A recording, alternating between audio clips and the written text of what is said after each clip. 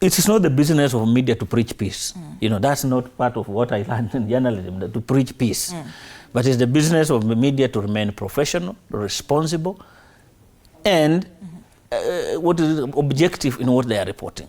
That's the better thing. Because somebody makes a speech which might be dangerous or whatever it is. You want media to hide that because it will look like it's bad. Or police officers shoot at people or journalists indiscriminately. You want the business of media to hide that. Is that their business? Many times, and many times we say there's that principle in journalism called shock the nation. That if abuses are happening now and every now and nobody talks about it, the media can, after discussion, say, we will expose this for this reason.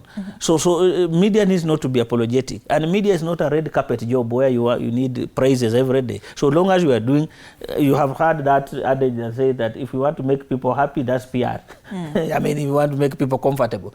But we are saying, even as you make them uncomfortable, it must be factual, truthful, and sensitive, and responsible. It's not just helpless throwing of information. It is a fact that Victor can harm you. And it's a fact, Aluya, it's a fact. It's a fact. So if I've done, must you go into detail saying Aluya kills Aluo? You see, much as is a fact. But you have a responsibility to ensure if I added in now the tribes, the story changes. It will incite other people. It will cause unnecessary. But saying it's suspected a man killed a lady, you stop it at that level. That's the responsible thing we are saying. That there are details, even if they are factual, that might now cause more chaos than it ought to. And that as journalists, we must be responsible. You must be in a level where this is fact, but the context also matters. Because a number of the issues now we are getting, and I see everybody's kind, is a number of times people miss the context.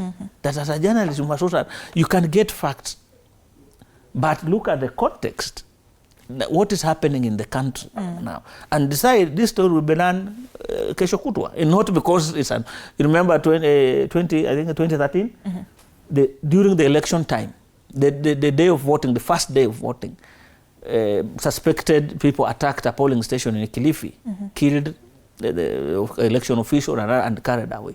It was a big thing. But Edsa sat and said, yes, it has happened, yes, but if we blew this story out, what will be the effect on the voting? People will fear. So people decided, yes, it's a factual story, yes, it happened, we can't hide it, but it's not a story we're going to blow because it will have a negative effect. So that doesn't mean you have killed a story, but just deciding that, yes, I have these facts. But as a media house, what is happening in the country? So that when we blow the story or use it, it also speaks to the environment. Because and lessons are there, if this country were to go in turmoil, even the media will not operate. A number of you are highly trained. I will tell people. In Kenya right now, the minimum actually right now is a master's and first degree holders. We have people who have gone to school properly. So you have the capacity and the ability. That's why as a journalist, you are not pipelines. Your work is not just Victor has come there and said this, and that's why you are a gatekeeper. The gatekeeping theory of the media, that you must get fact. Victor will tell you this, but you have a responsibility to then check did what Victor say make sense or not. And you remember these things of now instantaneous live broadcast. It's even in the code, in the election guidelines, in the code of ethics, instantaneous live broadcast, we are telling you as broadcasters. It's not that it's banned, but it gives you room. If Victor is making a wrong statement, your producer, to help you cut out that. That's why we are saying 7 seconds delay. It's meant to, because you are live, you didn't know what I was going to say. I might say something that is harmful.